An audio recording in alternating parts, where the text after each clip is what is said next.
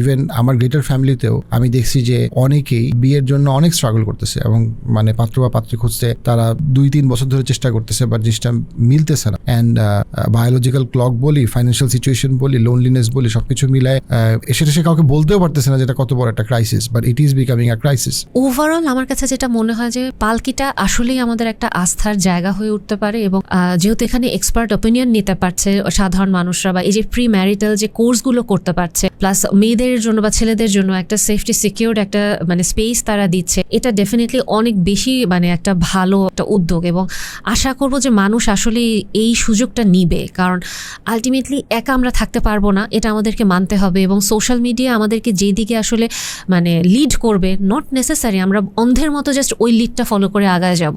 আমরা যতই মুখে বলি আমরা আমাদের উইজডম ইউজ করছি, আমরা স্বাধীন হচ্ছি, আমরা মেন্টাল হেলথ নিয়ে ভোকাল হচ্ছি, আসলেই জানি আমরা ওটা অ্যাকশনের মাধ্যমে বুঝাই। এই জিনিসটা আমি অলওয়েজ মানুষকে বলি যে আপনার অ্যাকশন কোথায়। ঠিক আছে ওয়ার্ড ইউজ করছেন, বাট আপনার অ্যাকশন কি বলে।